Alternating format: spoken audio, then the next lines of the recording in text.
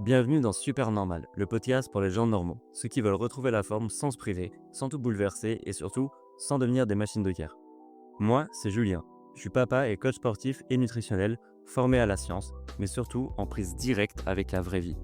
Celle où t'as un taf, une famille et des contraintes. Et certainement pas 3 heures par jour à passer à la salle. Si t'as déjà tenté de te reprendre en main pour tout lâcher 3 semaines plus tard, ce podcast est réellement fait pour toi. Chaque lundi, on va démonter des idées reçues. On clarifie ce que personne t'explique et on t'aide à avancer avec des solutions simples et durables. Mon but, c'est de te filer un maximum de cartes pour réussir ta transformation physique sans sacrifier ta vie sociale ni ton quotidien. Aujourd'hui, on va pas faire semblant, je vais pas chercher à te rassurer ni à banaliser quoi que ce soit.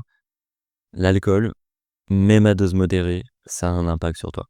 Donc, tu fais peut-être attention à ce que tu manges, tu t'entraînes plusieurs fois par semaine, tu veux progresser, mais après le travail dans la semaine ou le vendredi soir, voire le samedi après-midi avec la famille, avec les amis, il y a ce verre qui reste rarement seul.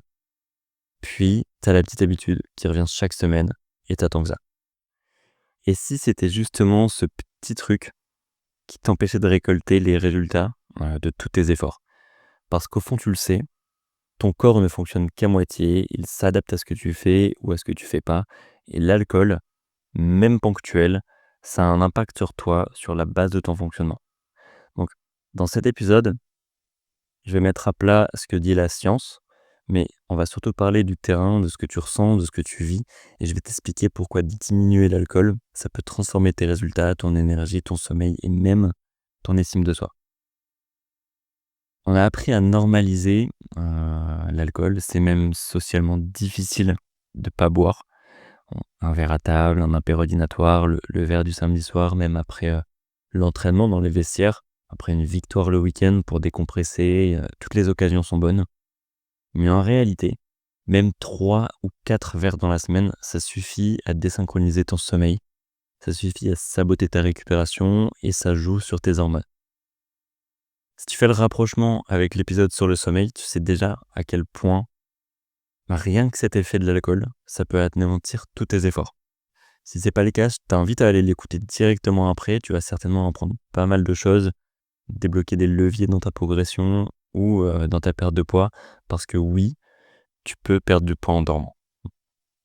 Donc, t'entends souvent, ou tu te le dis peut-être aussi, c'est pas grave, il faut vivre. Et c'est vrai. Mais entre vivre et vivre constamment en mode compromis avec soi-même, il y a vraiment une nuance. Et c'est là que tu dois être honnête avec toi-même pour évaluer l'impact que l'alcool a sur toi. Donc, est-ce que tu dors profondément? Est-ce que quand tu te réveilles, tu es en forme? Est-ce que tu récupères bien après le sport? Ou bah, tu as des petites douleurs à droite à gauche, tu as mal à l'épaule depuis quelques mois, tu as mal au genou, hem, tu te sens cassé encore 2 jours après? Est-ce que tu progresses comme tu devrais progresser? C'est-à-dire de semaine en semaine? Ou alors est-ce que ça fait vraiment quelques semaines que tu atteins un plateau? Donc si les réponses à une de ces questions, c'est non, essaye de regarder ce que tu bois, pas pour juger, mais dans le but de reprendre le contrôle. La réponse, c'est peut-être pas l'alcool. Mais si tu bois régulièrement, régulièrement, c'est pas tous les jours, mais c'est si chaque semaine tu bois, c'est peut-être une des réponses. Aujourd'hui, si on s'appuie sur la littérature scientifique, on sait que à partir de 4 verres, ta testostérone chute de 40.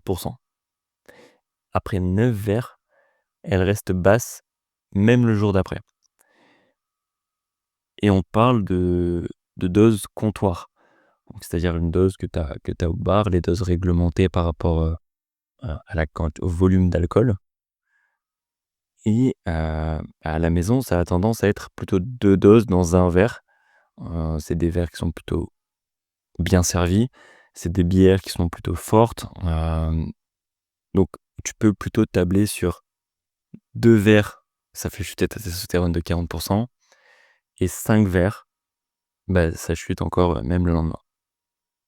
Ensuite, tu vas mal dormir, tu vas mal récupérer, ton système nerveux va être, ralenti, va ramer et même dans ton endurance, bah, tu te déshydrates plus vite tu te thermorégules moins bien, donc c'est-à-dire que ton corps monte moins vite en température quand tu t'entraînes et ça peut emmener des petites blessures.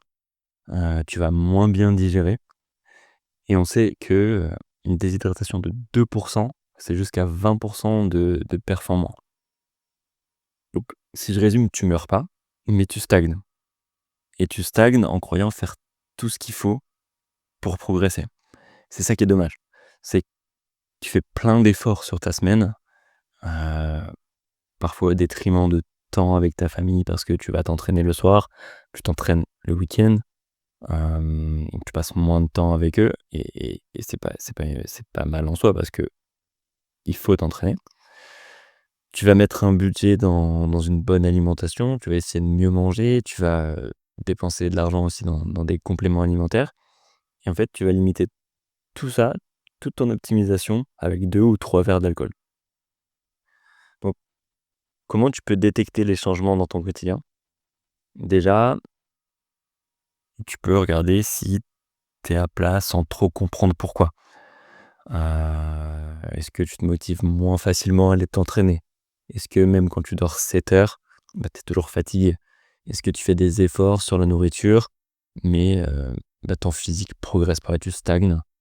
Voilà, c'est subtil, ça ressemble à un petit coup de mou et c'est ça qui le rend dangereux parce qu'on fait pas forcément le lien avec l'alcool et au contraire, bah, quand tu vas boire de l'alcool, tu vas sortir un peu de cet état, tu vas être désinhibé, donc fini le petit coup de mou, ça va t'exciter, donc tu vas te sentir moins fatigué, même si c'est qu'une illusion, mais tu vas rarement faire le rapprochement avec le verre que tu as bu il y a 3 4 jours quand tu as un coup de mou. Donc je suis pas là pour te dire de plus jamais boire, qu'on soit d'accord, mais pour t'inviter à ouvrir les yeux sur ce que ça te coûte réellement.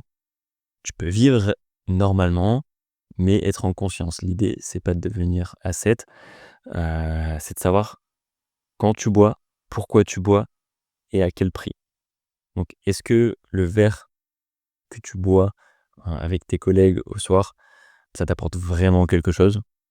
Est-ce que le fait d'en boire 2, ça t'apporte encore plus quelque chose ou pas du tout? Est-ce que tu pourrais faire autrement? Boire un cocktail sans alcool, boire un Coca zéro, peu importe. Est-ce que tu pourrais changer ça? Est-ce que tu te sens mieux ou est-ce que, bah, tu t'anesthésies tout simplement? Et surtout, bah, qu'est-ce que tu veux vraiment? Parce que si ton objectif, c'est de te transformer physiquement, c'est d'être en meilleure santé, de te sentir bien dans ton corps, d'avoir de l'énergie, de l'envie, de la motivation, d'être bien pour ta famille, alors tu peux pas ignorer l'impact que l'alcool a sur toi. Ce que tu peux faire par contre, dès aujourd'hui, sans avoir à arrêter complètement l'alcool, bah, c'est réduire ta fréquence peut-être à 1 fois par semaine maximum. Donc tu choisis le moment où tu en as vraiment envie et tu profites. Ça veut pas dire non plus, boire un maximum cette fois-là. Tu peux éviter de boire la veille de tes jours d'entraînement pour optimiser le temps que tu passes, à la salle, le temps que tu passes à courir, le temps que tu passes, peu importe le sport que tu fais, mais pour optimiser ça. Essaye de bien manger avant de boire et de bien t'hydrater pour limiter justement l'effet de la déshydratation. Donc tu peux surboire, heu, justement voilà pour encaisser le coup. Évite les mélanges, heu, bah, de soda sucré, d'alcool ou de sirop, peu importe le mélange sucré alcool fort parce que ça a tendance à être bon, ça a tendance à se boire beaucoup plus facilement et bah, tu vas boire plus vite, tu vas boire plus de verres sur la soirée et donc consommer plus d'alcool. Et surtout, reste vigilant, observe, reste connecté un peu à tes sensations, observe ce que ton corps, ton sommeil, ton moral, te dit quand tu ne bois pas et quand tu bois. Donc je te garantis que tu verras la différence, en moins d'une semaine et je sais de quoi je parle parce que avant j'étais en plein dans tout ce que je t'ai décrit, juste avant.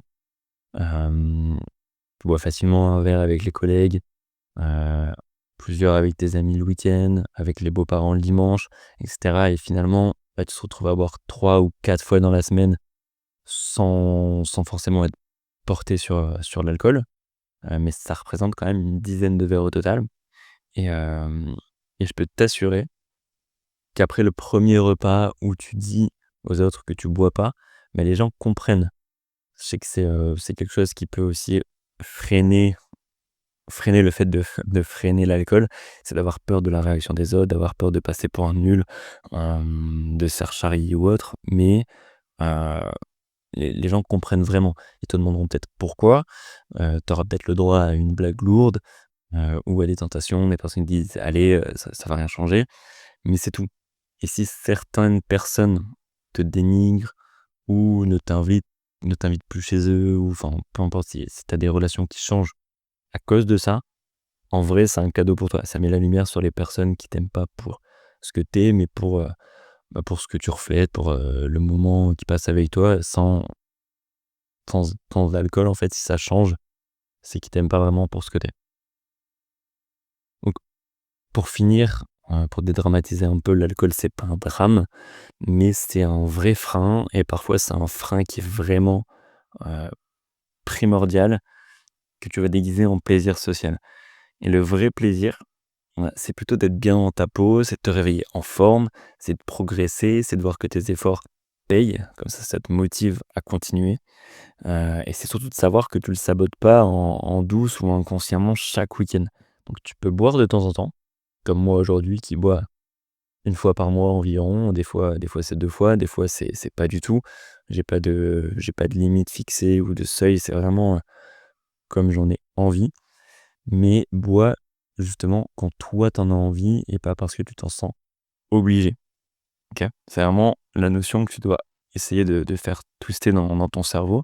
C'est de pas boire parce que tes collègues ou ta famille boit, c'est de boire parce que toi t'en as envie, tu as envie de tel goût, tu as envie, de tel alcool, de tel verre, de profiter à tel moment, mais pas parce qu'on te l'impose, parce que c'est toi qui le choisis. Si tu veux qu'on construise ensemble une stratégie qui respecte ta vie sociale sans plomber tes résultats, tu peux aussi réserver ton appel gratuit. On va poser les bases d'un cadre dans lequel tu te sens libre, dans lequel tu te sens aligné et performant et éviter justement, toutes ces choses que tu peux faire inconsciemment et qui vont dégrader tes résultats. J'espère que l'épisode t'a plu, que ça t'apporte des clés de réussite, des clés de changement à apporter dans ton quotidien si tu stagnes, si tu galères, à progresser et voilà. Hésite pas à me faire des retours sur l'épisode si ça a changé quelque chose pour toi.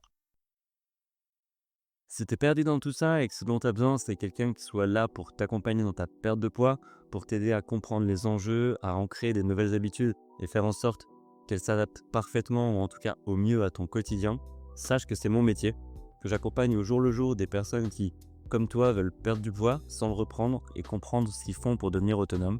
Alors, si ça te parle, je t'offre un appel découverte pour que je puisse en apprendre plus sur toi et aussi t'expliquer le cœur de mon accompagnement.